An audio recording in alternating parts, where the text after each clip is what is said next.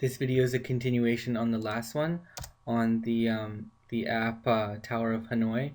So in this one, what we're going to talk about is we're just going to talk about the JavaScript in it and the logic that took place, to get this app working. So let's go back to the code, and I think where we were last was we were talking about the Hanoi function. So this is a recursive function, and basically, we're getting all of our, at this point, we're getting all of our core data, which is what disk are we moving, where are we moving it from, and where are we moving it to.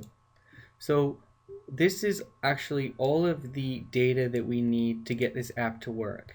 And all the animations we do in the future, we're going to be able to get all of our data just from this right here.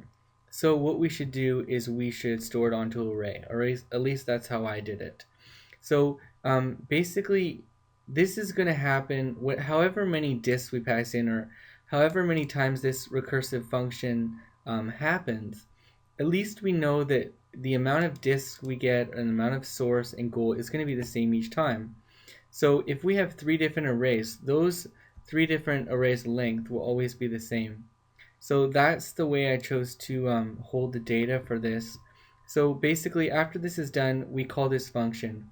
We do update the move from array, and we pass it the source, because that's where it's coming from, the source. So if we go to that move from array, oh, by the way, before we go into this, I think you should see what is getting passed in here. Okay, so if we go down to the bottom here, this is how the game starts out. The first thing we do is we invoke this function, calculate all moves. Okay, so if we go to calculate all moves, that function is right here, and all this one does is basically it gets past the disks, and localhost.columns sub 0 is set to 3. So what this one is right here means how high can the column get, of disks. So because we're passing 3 disks, well, this column can only be 3 disks high, and that's all that means. And hopefully, I commented that at the top, or else that could be a little bit hard to understand. But yeah, the amount of disks on each stack, and calculates.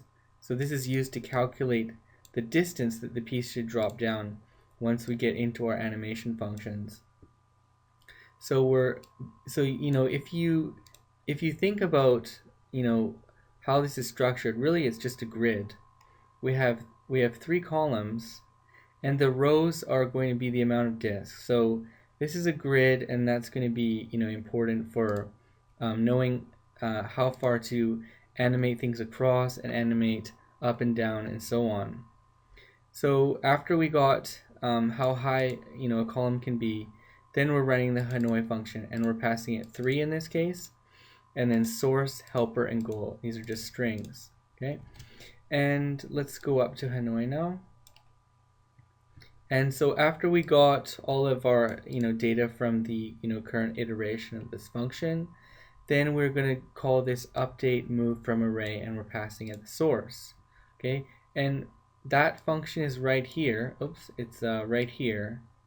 And it's really simple. Basically, all we're doing is we're getting the disk, whether it's source, helper, or goal.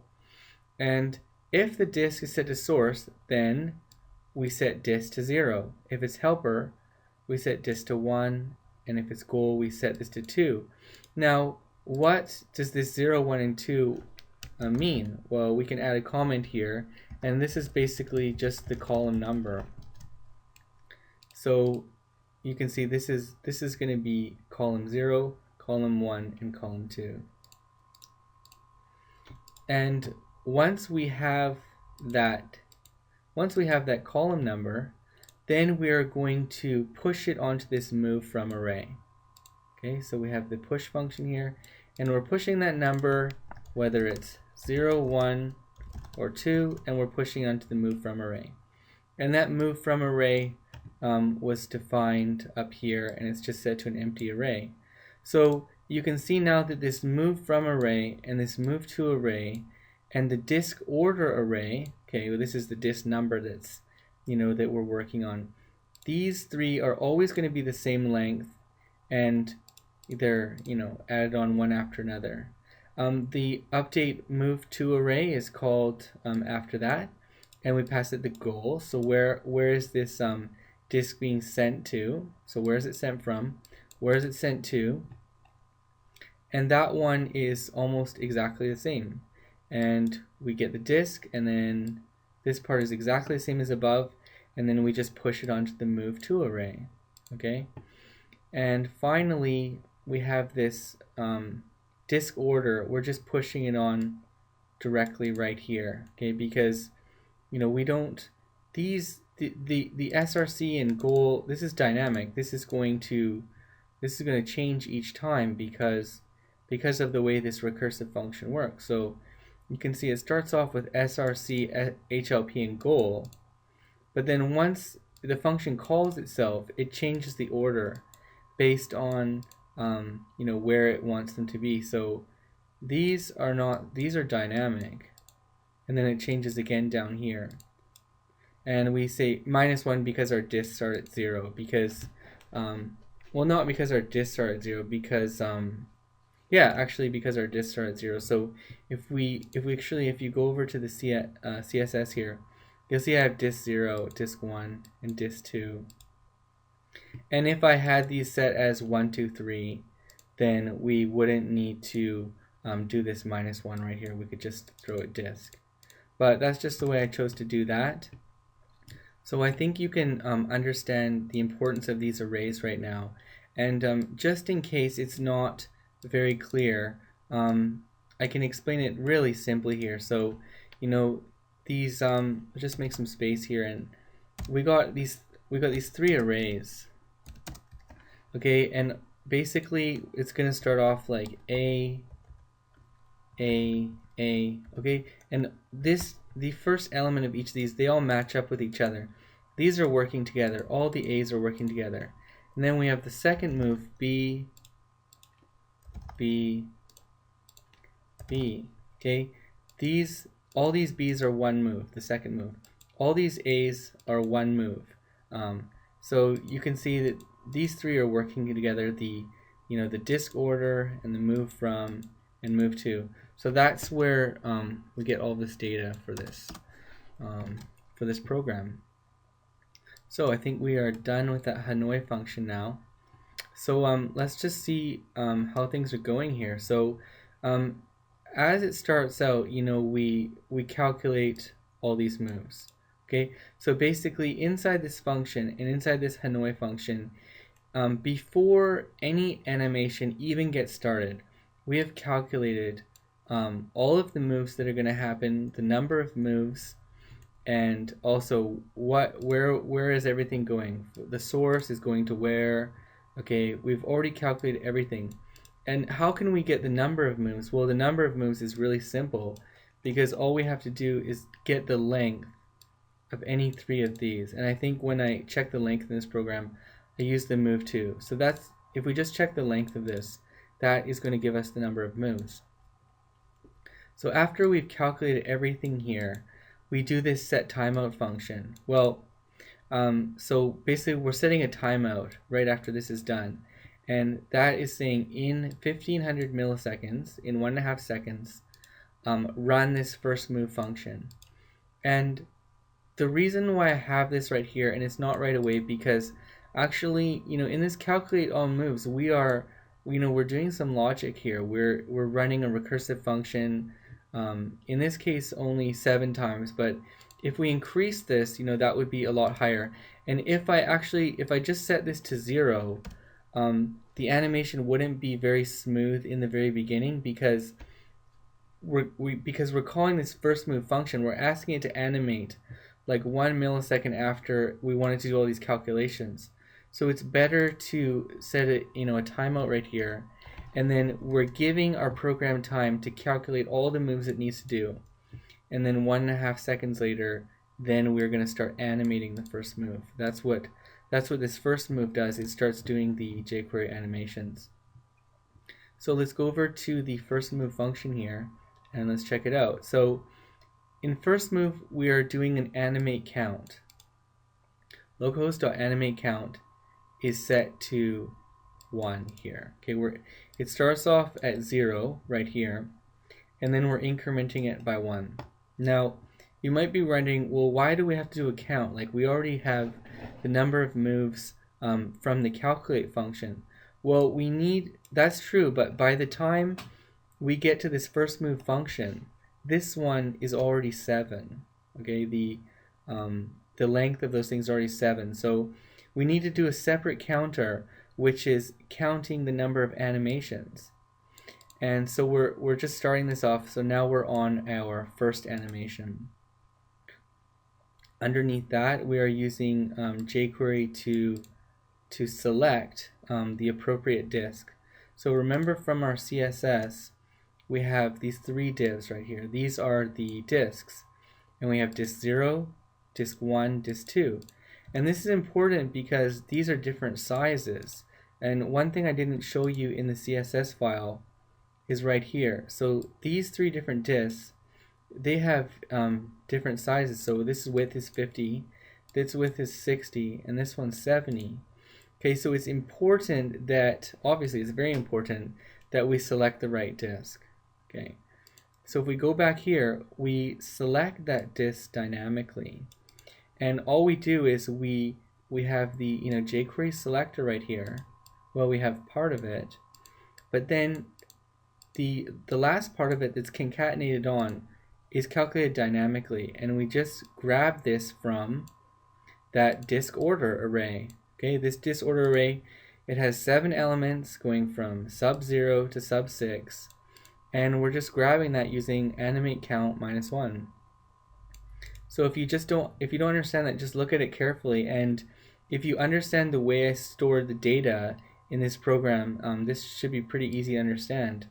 So this is going to get updated dynamically each time, and then we bind on the animate method. Okay, and that goes from here to here. And animate, it goes actually all the way down to right here. And the first thing that we're passing in, the first argument we're passing in, is an object. And in that object, we are setting, where are we animating it to? Okay. Well, the first animation that happens, if we just refresh right here, you'll see something goes up, and then across, and then down. And no matter what move happens, that the same thing is happening. Up, across, and down. Up, across, down. Up, across, down. So basically 3 different animations there. And so the first move. So by first move, I mean the first animation, we can say, okay, going up.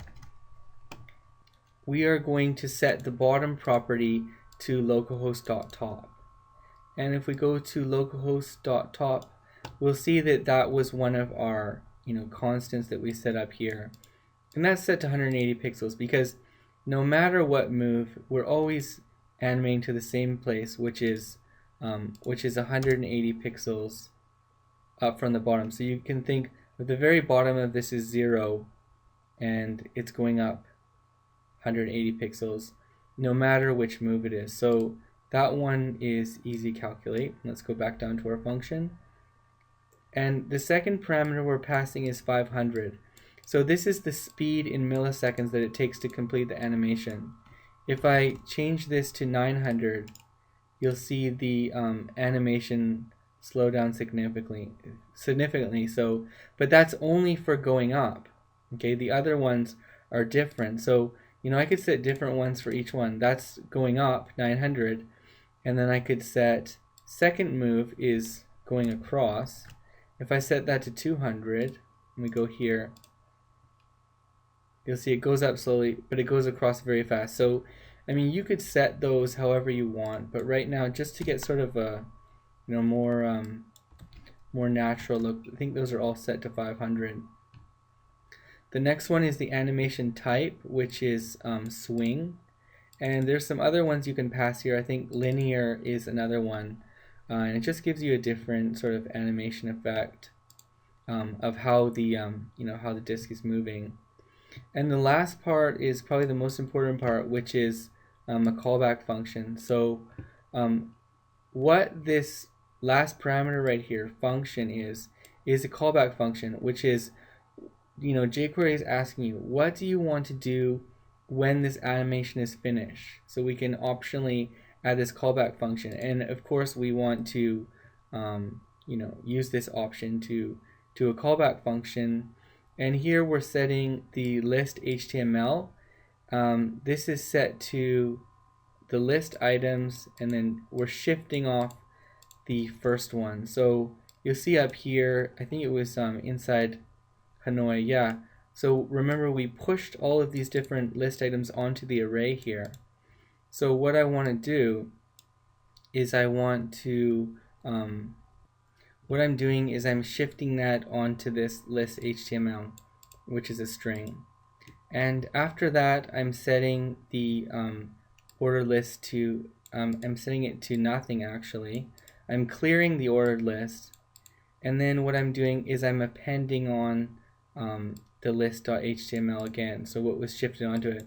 So basically every time we get to this first move function, every time it iterates, it is going to have one more, this list.html is going to have one more list item each time, and that is going to, if I didn't do this, I'll show you what happened. If I didn't clear it each time, you'll see that it goes haywire here, and it does 1, then it outputs 2, and then 3, 4.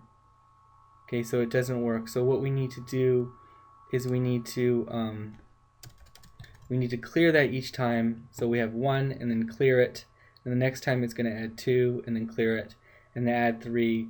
And if we refresh here, you'll see that those come in, as they're supposed to. Finally, when we're done that, we're running the second move function. So, if I wanted, I could just put, we could embed the second move inside this function, and then it would be an endless series of embedding, functions in a function, and the code would be a mess. So rather than do that, here at the end of this callback function, we are calling another function, which is the second move, and we're passing that the animate count, okay, which is 1 at this point. And I'm going to talk about the second move in the next tutorial.